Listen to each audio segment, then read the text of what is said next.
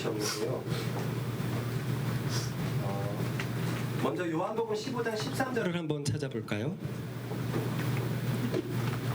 아니요, 그건 제가 할 테니까 여러분들은 요한 1서 3장 18절을 찾아보십시다.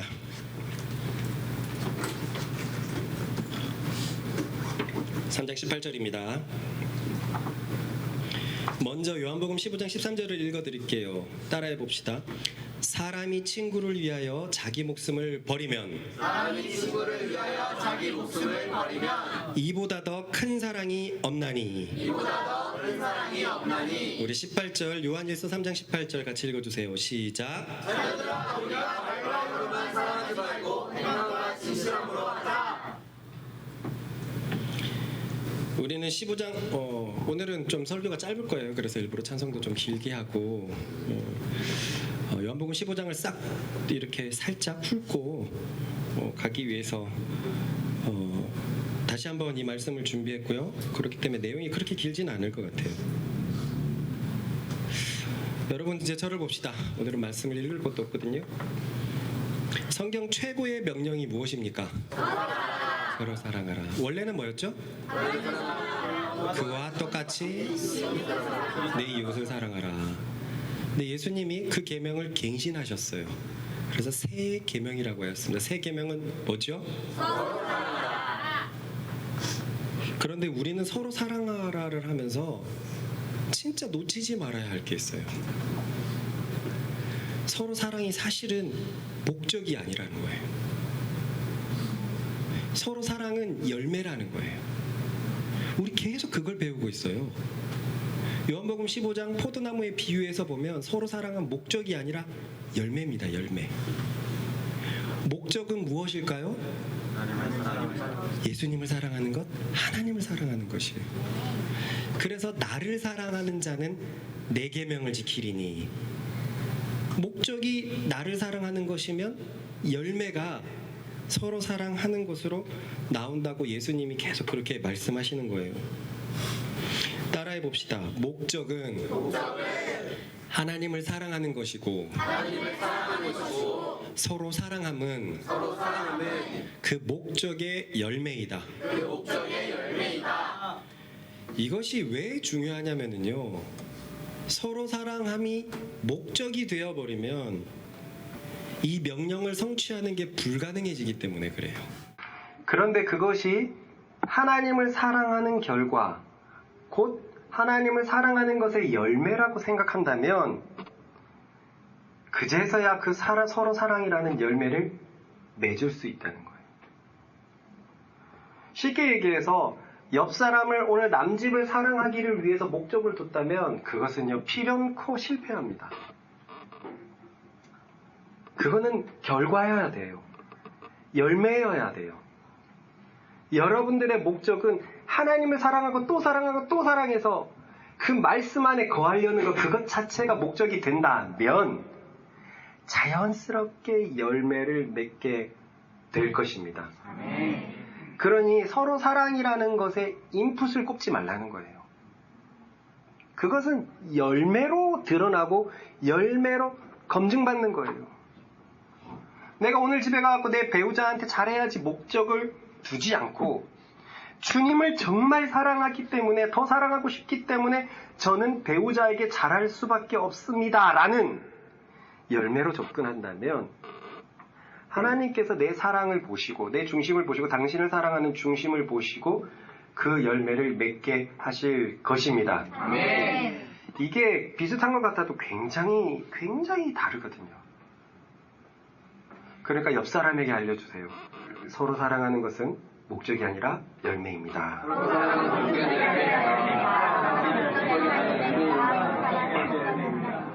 자, 생각해 봅시다. 저번 주 서로 사랑하는 것 중에서도 최고봉에 대해서 배웠거든요. 뭡니까? 친구를 위하여 목숨을 버리자. 따라 읽어봅시다. 사람이 친구를 위하여 자기 목숨을 버리면, 이보다 더 큰 사랑이 없나니. 저는 이런 부사를 열광하거든요. 너무 좋은 부사가 나왔어요. 이보다 더 큰. 이거 완전히 최지름길 아닙니까? 내 친구를 위하여 내 목숨을 버리는 것. 그것이 하나님이 보시기에 최고의 사랑이라고 했으니 우리가 그 삶을 위해서 살아간다면 우리는 최고의 상급을 얻을 수밖에 없습니다. 아멘입니까? 아멘. 봐요. 서로 사랑함이 하나님께서는 두 계명을 말씀하셨어요. 구약에서는 하나님을 사랑하고 이웃을 사랑하라. 그것을 서로 사랑하라로 계명을 이렇게 갱신하시고요. 마지막에 최종 변기를 던지셨어요. 서로 사랑의 최고봉은 친구를 위하여 자기 목숨을 버리는 것이다. 물론 그것은 조금 있다가 보여줄 자기의 사랑을 보여줍니다. 제자들을 위해서, 친구 삼은 제자들을 위해서 죽는 자신의 사랑을 보여주는 것입니다. 근데 그것은 우리에게도 똑같은 말씀으로 적용이 될 수 있거든요. 내가 친구를 위하여, 서로 사랑하는 제자들을 위하여 죽는 삶을 살 수 있다면 이보다 더 큰 사랑이 없기 때문에 이보다 더 큰 상급이 없습니다. 아멘. 아멘입니까? 아멘. 40일 금식을 밥 먹듯이 하는 것보다 친구를 위하여 죽는 사랑을 한다면 이거야말로 하나님께서 영광스럽게 여기는 것인 줄 믿습니다. 아멘. 이것은 사실 논리적으로도 그렇게 될 수밖에 없는 건데요. 왜냐면은요, 죄라는 것은 자신을 집중하게 합니다. 그래서 사람이 다 이기적이에요. 손해보려고 안 해요. 회사 가서 이제 사람들하고 하면 참 손해보려고 안 하죠. 특히나 많은 분쟁이 저번에 이렇게 기범이의 글도 보면 서로 사랑하려는 어떤 그런 행동들이 잘 나와 있던데, 기범이가 실수를 2번 해가지고 자기 밑에 부하 직원이 늦게 퇴근하는 일들이 자꾸 발생하니까 빽 한단 말이에요. 누구나 마찬가지입니다. 자기가 손해보는 것을 안 감당하려고 해요. 그게 죄가 그래요. 죄는 자기만 최고예요. 그런데 서로 사랑함에 있어서 가장 아끼는 나를 내려놓고, 아니 나를 죽이고서 사랑한다는 것은 그야말로 의로운 행동일 수밖에 없어요. 죄와 완전히 정반대되는 행동일 수밖에 없어요. 그러므로 친구를 위하여 죽는 사랑이 가장 위대한 사랑인 것입니다. 아멘. 그런데 이 위대한 사랑을 알아가지고 오늘 의진이가 나 오늘 죽어야지 라고 생각해 본다고 해보세요.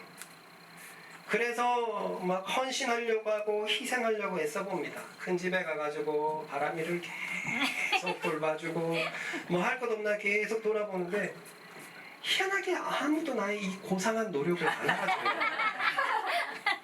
이상하다. 나 바람이 봐준 적 되게 오래됐고 아기들 이렇게 바라준 것도 아는데 이 사람들이 내가 지금 이렇게 나를 희생시키고 죽이고 있는 것을 알까?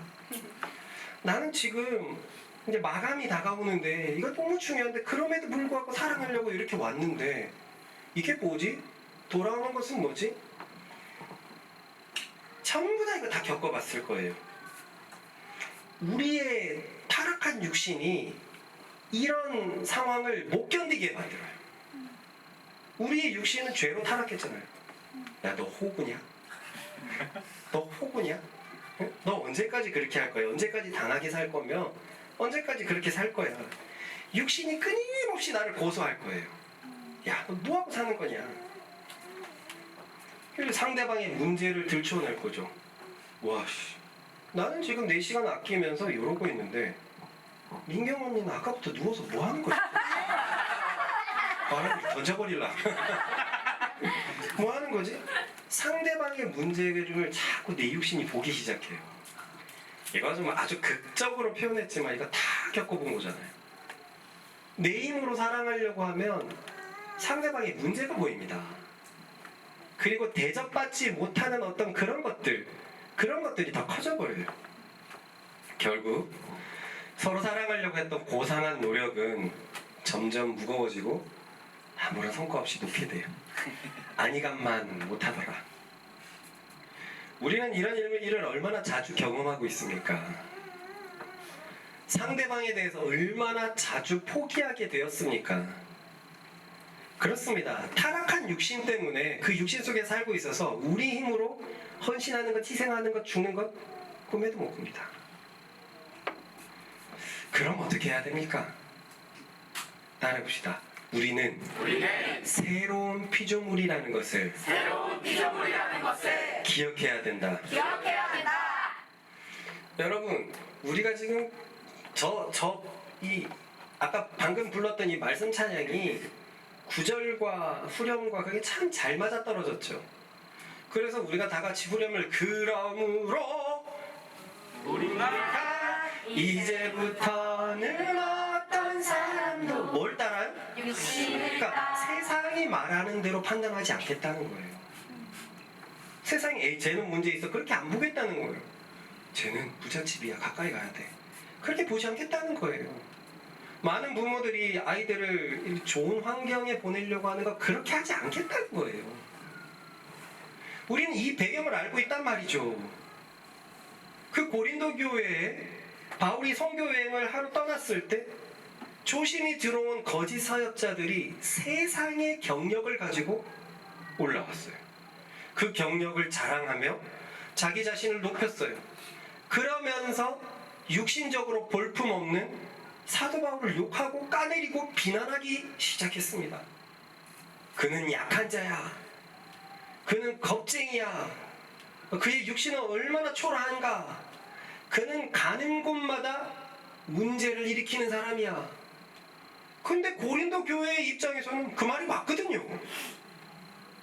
그런데 우리 바울 사도 여기 오기 전에도 아테네에서 되게 좀 그랬잖아? 그랬다고 했지 않아? 맞네. 저기 마게도냐 저 윗지방에서도 쫓겨나듯이 시피 우리 쪽으로 왔잖아. 우리 고린도 다음에 에베소로 갔는데 그 에베소에는 도시적 폭동이 지금 일어났다는데? 에베소랑 고린도는요 가까운 항구 도시였어요. 배 타고 소식을 자주 들을 수 있는 그곳인데 아니 그 에베소는 지금 문제가 크다는데? 에베소에서 막 바울을 잡겠다고 수만 명이 그 극장에 모였다고 하던데? 맞네. 좀 이상하네.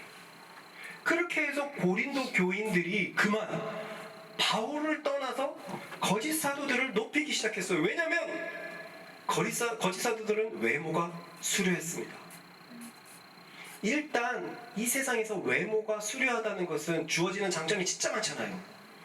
여자들 같은 경우는 이런 말도 있죠. 이쁜 딸을 낳으면 고시삼관왕이 안 부럽다. 사시, 행시, 외무고시 이거야? 이 세 개가 안 부럽다는 거예요. 이쁘면 세상이 굉장히 뭔가 이렇게 편안하잖아요.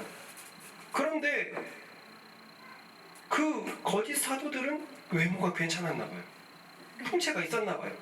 특히 말에 굉장히 현란했습니다. 당시는 웅변기술 수사기 굉장히 발달해가지고 사람들이 돈을 주면서 강사들의 말을 듣는 걸 좋아했는데 우리도 생각해보세요. 우리 인터넷 나오기 전에는 말 잘하는 사람이 대박이었어요. 어디 가가지고 막 소식을 가져온다면 애기들 다 가가지고 그 소식 듣고 하는 그런 일이 있었는데 말을 재미있게 설명하면 얼마나 큽니까? 이 화려한 외모를 가지고 말도 굉장히 잘하고 그에게는 사도 바울이 들고 있지 않았던 또 추천장까지 있었어요. 다른 교회에서 이 사역자들은 사역을 훌륭했습니다 하는 추천장도 들고 있었어요. 그리고 또 그 고린도 그 헬라 지역에는 이 잡신이 판치고 있었거든요.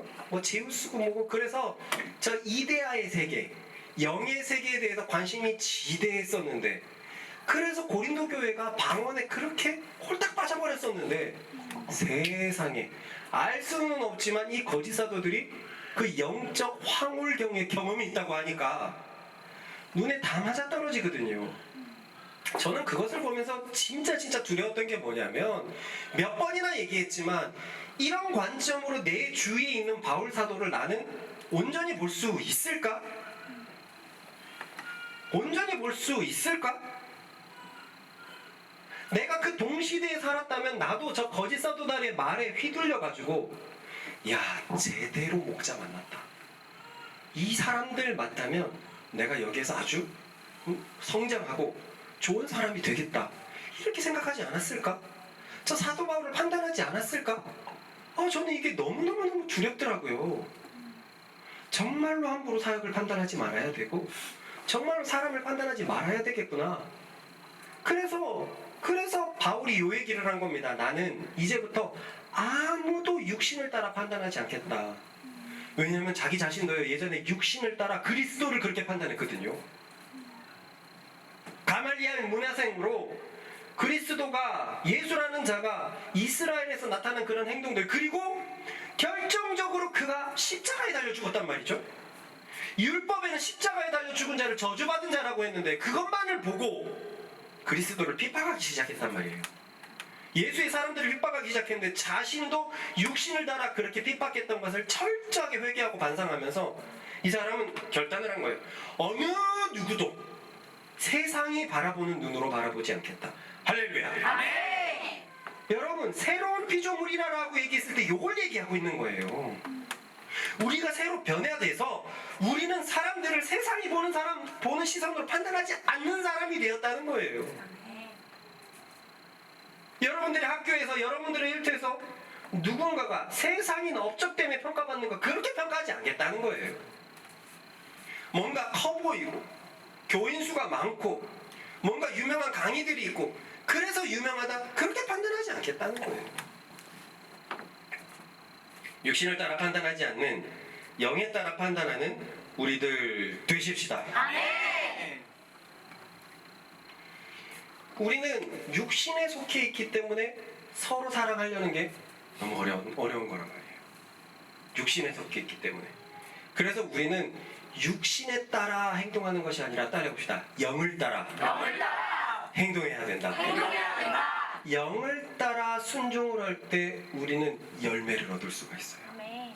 영을 따라 영에 속해 있을 때, 육신에 속하는 것이 아니라 영에 속해 있을 때.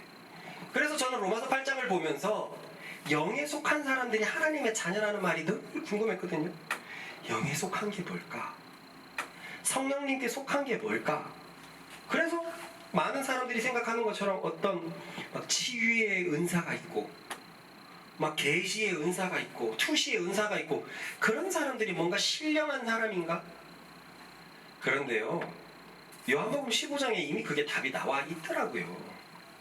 영에 속하다라는 말은 성령에 속한다라는 말이고, 성령에 속한다는 말은 주님께 속한다는 말이고, 주님께 속한다는 말은 주님 안에 거한다라는 말이에요.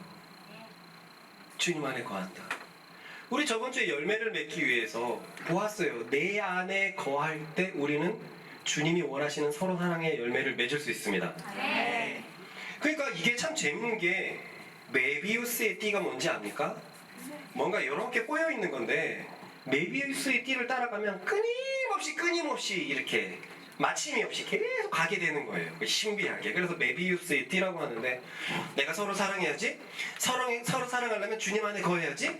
주님 안에 거하는 것은 저번 주에 배웠는데 서로 사랑하는 거지. 서로 사랑하려면 주님한테 거해야 되지. 주님한테 거하려면 서로 사랑해야지. 이게 끊임없이 원인과 결과로 묶여 있더라는 겁니다. 할렐루야. 아멘. 영에 속한 삶은 다른 것이 아니라 서로 사랑하려는 삶이고, 서로 사랑하려면 또 주님께 속해야 되고, 이것이 끊임없이. 그게 무슨 말인데요 도대체 그러면? 뭐 어쩌라는 건데요? 제가 얘기하고자 하는 것은 이겁니다.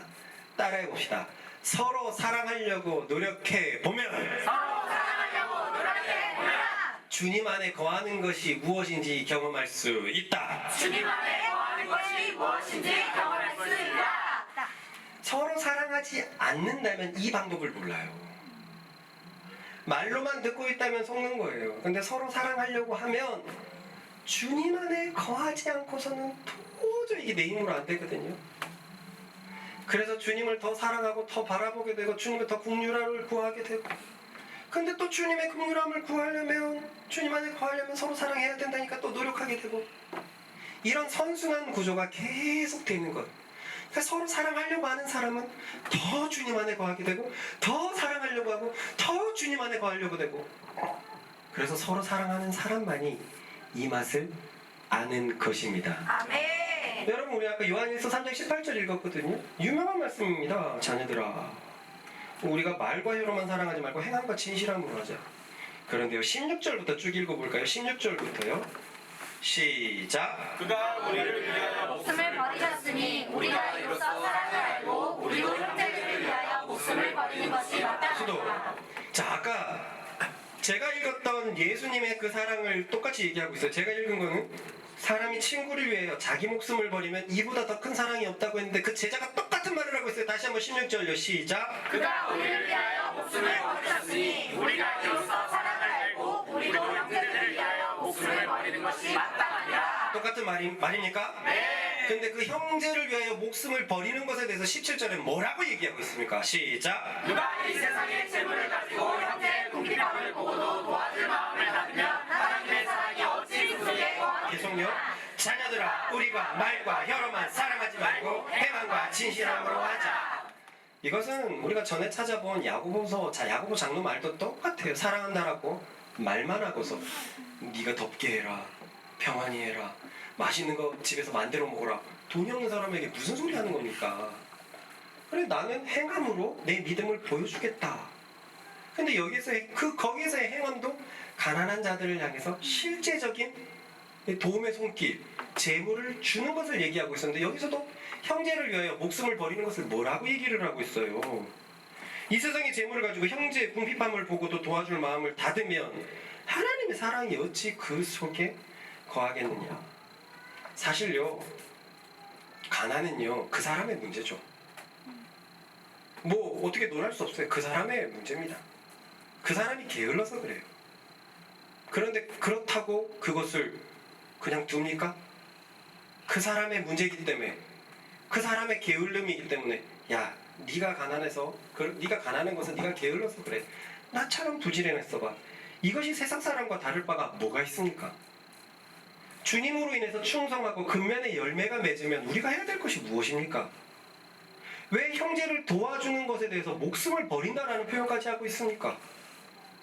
자기 희생, 자기 헌신, 자기 부인이 결국은 자기 목숨을 내어놓는 것까지 나가는 것이거든요.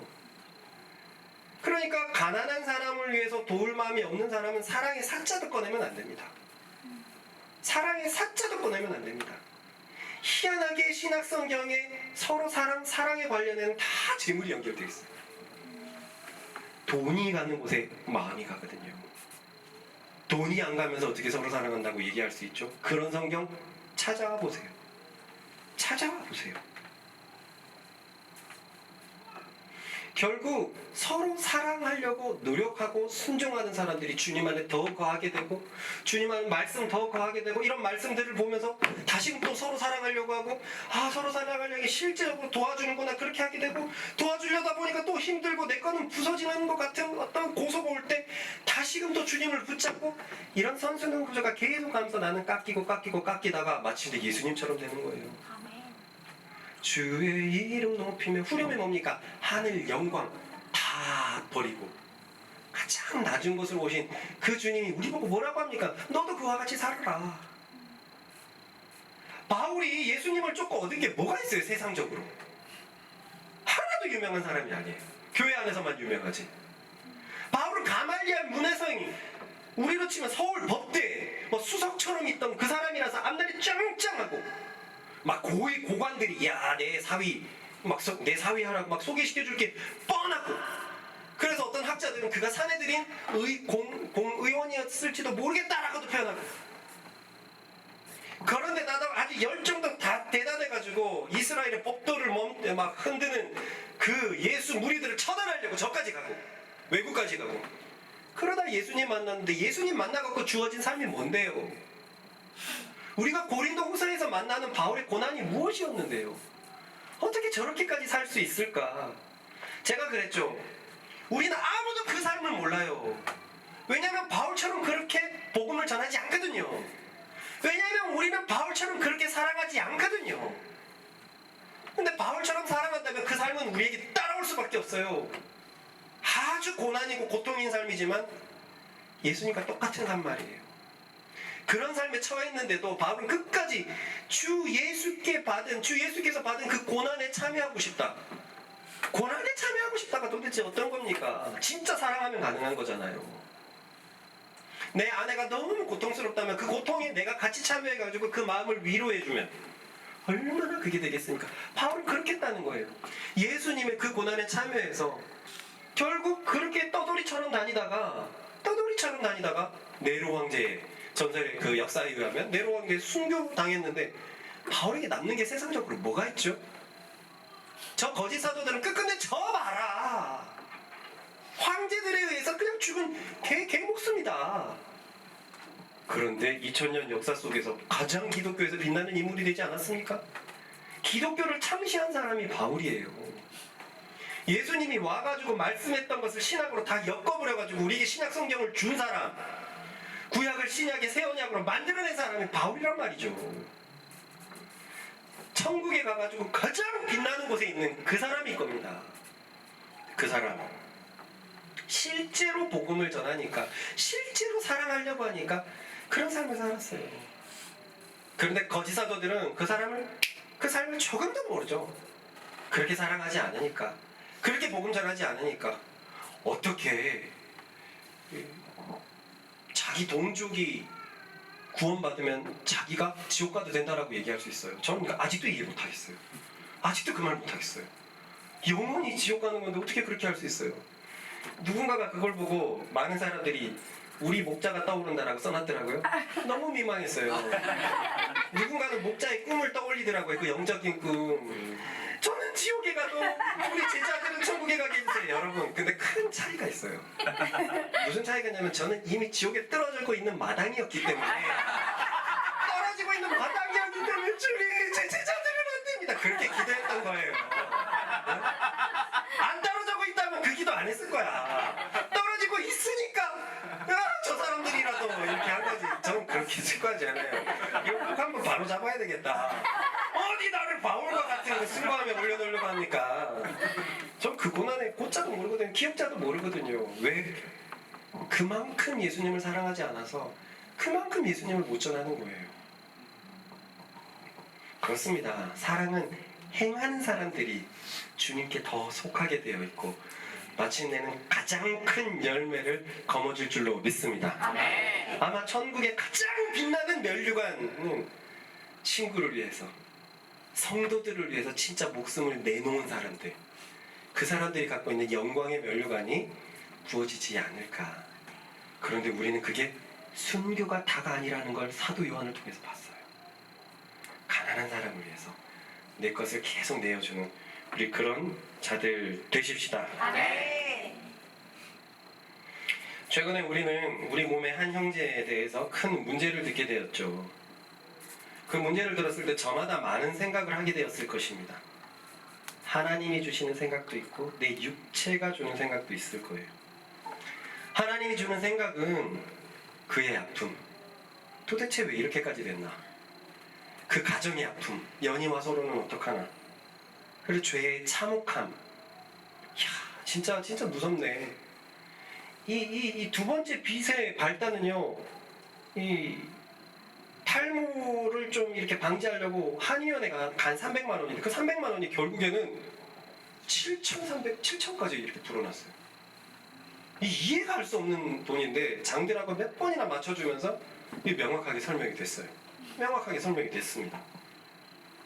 정말 미련해 보이고 어떻게 이런 일들이 일어날 수 있지 싶을 정도예요. 안 믿기죠? 그래서 제가 얼마나 집요하게 물어봤는지 모르겠어요. 안 믿기니까. 그런데 그랬어요.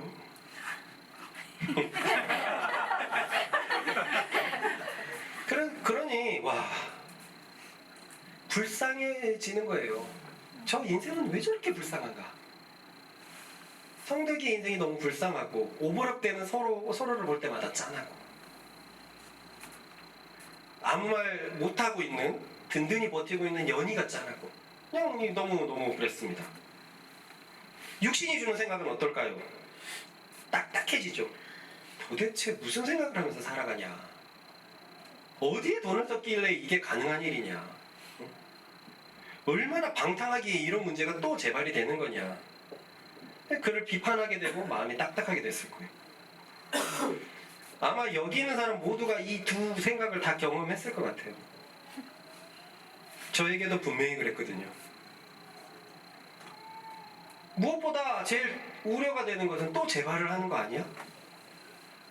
또 재발하는 것 아니야? 어떡하지?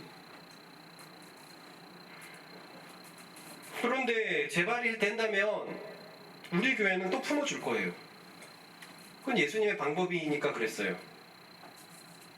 물론 성덕이가 뉘우칠 때 말이죠. 하지만 또 재발이 된다면 그로 인해서 벌어지는 아픔들, 연희와 서로가 짊어져야 될 무게들은 감당해야겠죠. 이 문제는 성덕이에게 달린 문제입니다. 자신의 마음을 정말 새롭게 하는 건요. 주님께 계속 나아가서 내 마음을 긍휼히 여겨주십시오. 나는 도저히 통제가 안 됩니다. 안 됩니다. 제가 이 기도를 진짜 많이 했거든요. 성적인 것에 통제가 안 돼서 이 부분에 대해서 진짜 많이 기도했거든요.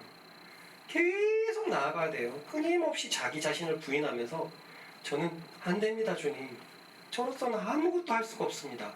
제발 나를 지배해 주셔서 나를 다스려 주소서. 당신이 내 속에 들어와갖고 내 마음을 새롭게 해주시지 않으면 나는 안 됩니다. 안 됩니다. 안 됩니다.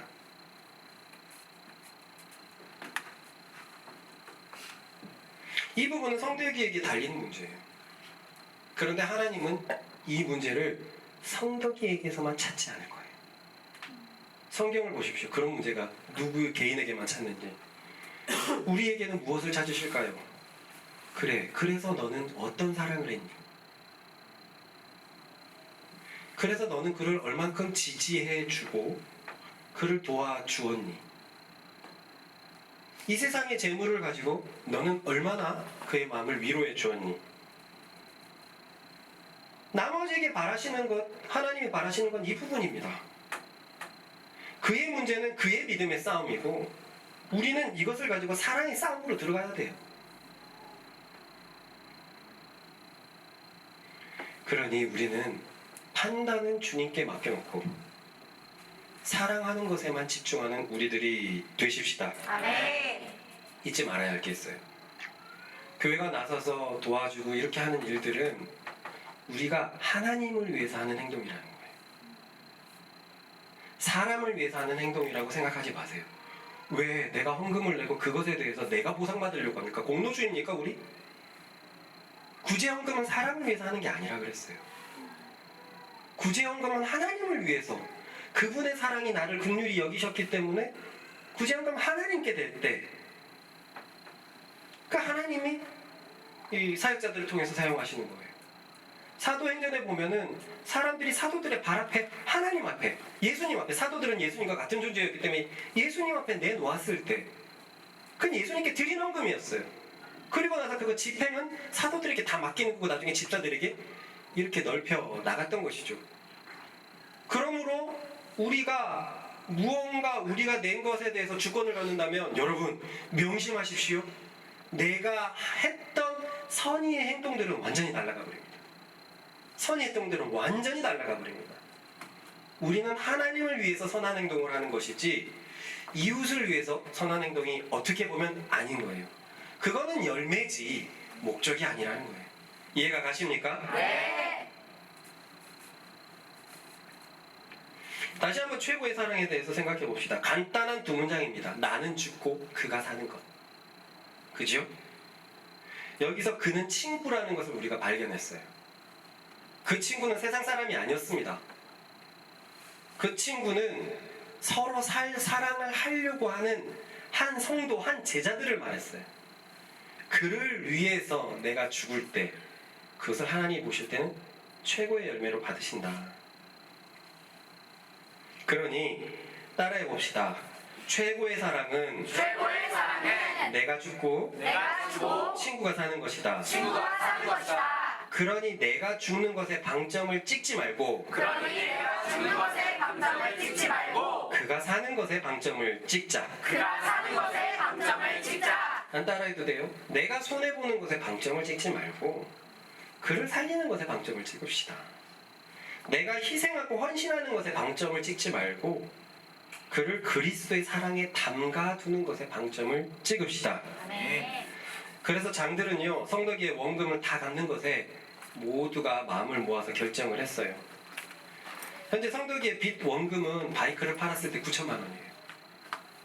9천만 원인데 이것이 1년 이자가 1,100만 원 정도가 돼요.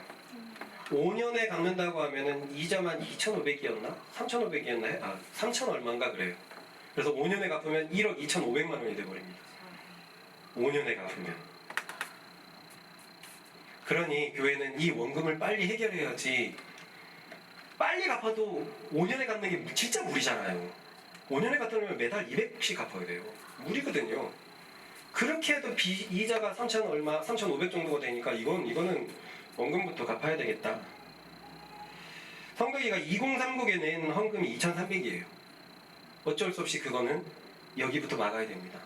그래서 성덕이는 2030에 대해서 할 수가 없게 되어버렸어요. 그렇게 되면 6,700만 원이 남아요. 이 6,700에서 교회 헌금이 3,200 정도가 있습니다. 여름 MT 뭐하고 사례주고 하고 하면 3,200 정도 남아요.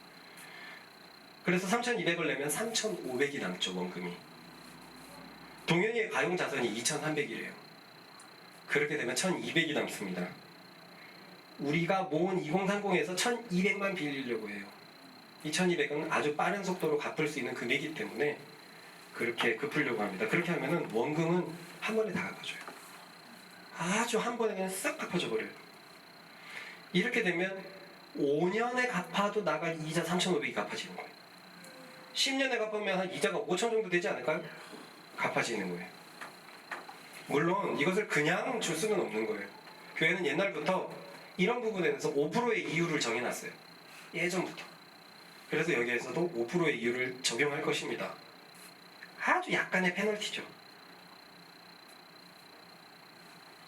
그리고 나머지 그러면 2030을 뺀 6,700의 금액은 성덕이가 나가야 되겠지만 성덕이 가정을 위해서 우리 같이 희생할 사람들을 모집하겠습니다. 유지암과 하미가 빚이 있었을 때처럼 같이 할 사람들은 제게 톡을 주십시오. 하미 때처럼 10개월을 하려고 생각하고요. 하미 때처럼 최저임금을 맞춰가지고 최저임금이 9,620원이거든요. 9,860원이군요. 9,860원? 이게 작년 거였구나. 9,860원인데 9,860원을 1구자로 할 거예요. 1구자로. 내가 몇 구자 하겠습니다 라고 하면 자기가 내가 매달 한 5만원 정도는 할 수 있겠다. 그럼 5구자를 신청을 하면 5구자를 10개월 동안 돕는 겁니다. 감사한 것은 유지암이랑 하미 빚이 우리 교회 중에서 참석하지 않은 사람이 아무도 없었어요. 이런 분위기에 어떻게 참석 안 합니까? 어쩌라고요? 그때 사실 차제가 진짜 힘들었거든요. 차제가 저 커정 때문에 완전히 말라 죽을 낙엽을 탈 때도 그래 내가 모아서 영현이한테 통닭 하나 해야지 해가지고 2구자를 했었어요. 그래서 몇 구자를 할 것인지 저한테 신청을 주십시오. 10개월 동안 저는 40구자를 하겠습니다. 제게 성덕이는 그리고 연희는 그럴 만한 가치가 충분하다고 생각을 하기 때문에 49제를 하겠습니다. 그렇다고 저는 몇 구자 하실 건데요? 라고 물어보지 마시고 저는 몇 구자쯤 됩니까? 그런 말 하지 마시고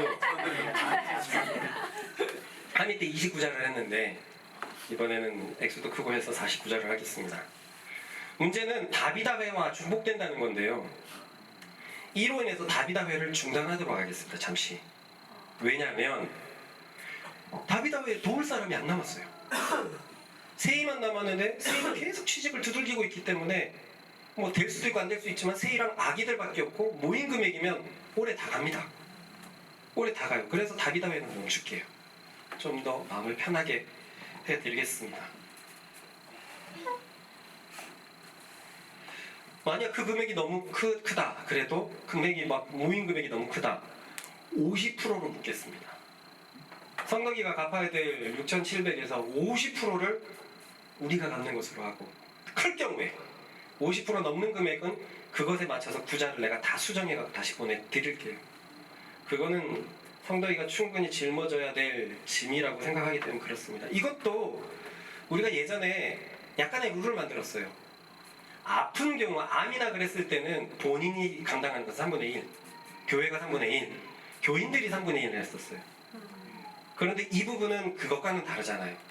본인의 방탕함으로 이루어진 것에 대해서 갚을 수 있는 여력의 50%는 본인이 하고 나머지 50%는 교회가 돕는 게 맞지 않을까라고 생각합니다.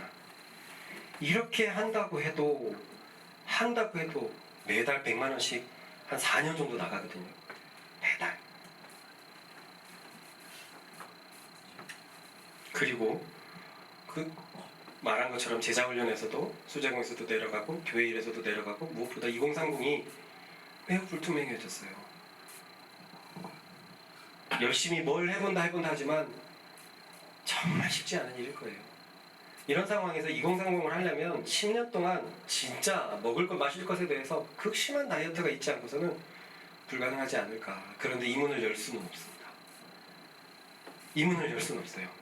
2030은 진짜 참석하는 사람들은 모두가 힘겹게 참석하고 있거든요. 이 하나라도 힘 흔들리면 안 되기 때문에 어쩔 수가 없어요. 그건 본인이 감당해야 될 몫이라고 생각합니다. 그런데요, 제가 이 문제가 마침내 내 속에서 정립되면서 어떤 생각이 들었냐면, 우와, 생각보다 가볍네. 이 문제가 가볍네. 따지고 보면 원금을 일시적으로 빌려준 것은 결국 5%로 갚을 거예요. 성덕이 어디 도망가지 않는다. 도망간다고 하면 그냥 이해합시다. 이해합시다. 본인의 그 슬픔 정도는 이해해 줍시다. 교회 손해는 이해합시다. 이해할 거예요, 진짜로 도망간다면. 평생 훨씬 힘들지 않을까요? 응? 유튜브 보면서 자기 무서워요.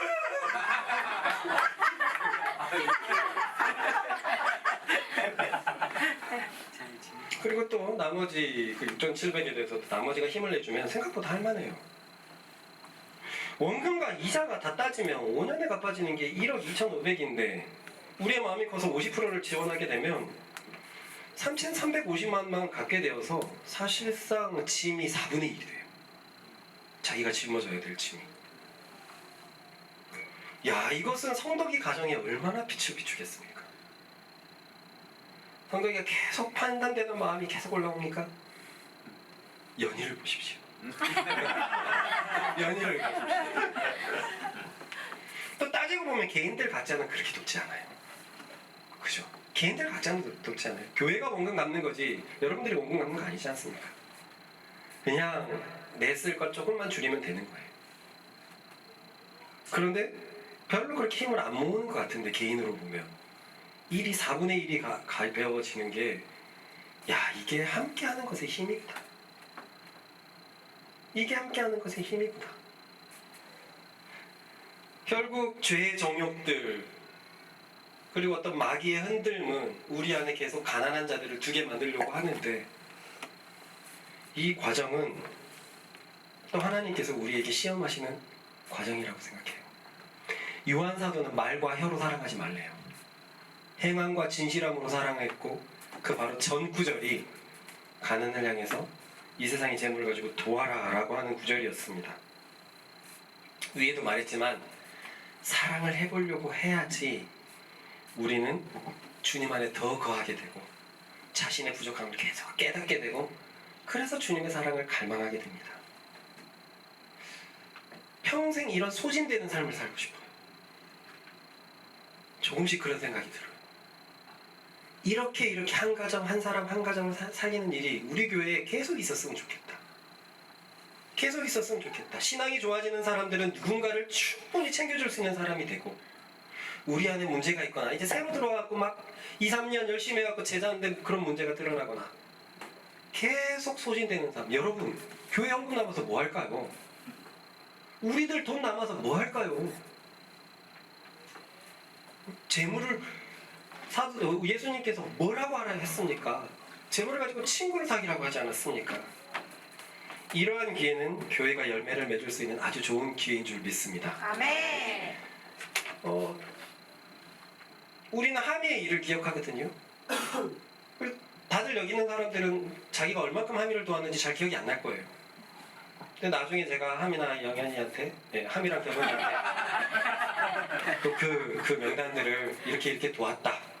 보여준 이유는 감사한 마음을 가지고 살라 이거죠. 이렇게 도왔고 또 특별히 누군가는 이렇게 많이 도왔다 라는 걸 보여줬어요. 안 보여줬어. 보여줬어요. 그래서 그대들이 잘 해준 사람만 보여줬고 나머지. 금액은 안 보여주고 이 정도가 충분히 잘했다 라고 이렇게 보내줬어요. 저들에게는 잊을 수 없는 그런 거거든요. 교회한테 빚을 졌고 특별히 몇몇에게는 큰 빚을 졌고 여러분 그런 사랑의 흔적을 남길 수 있는 우리들 되기를 바랍니다. 그렇습니다. 따라합니다. 형제자매의 문제는 형제자매의 문제는 서로 사랑함의 열매를 맺을 수 있는 서로 사랑의 열매를 맺을 수 있는 가장 좋은 기회이다. 가장 좋은 기회이다. 고린도서를 봅시다. 그들의 문제가 드러났기에 하나님의 다루심이 빛이 났습니다. 앞으로도 우리들의 문제가 드러날 때마다 우리는 계속 성장하는 것을 경험하게 될 것입니다. 아멘. 그런 교회 됩시다. 우리 저 자식들 10대가 되어가지고 질풍노도의 시기가 올 때 우린 미리 크게 마음들을 많이 모아서 저들의 또 지지자가 되어줘야 되고 또 누군가 함께할 사람들을 위해서 서로 사랑함의 공간을 만들어주는 우리들 되십시다. 아멘.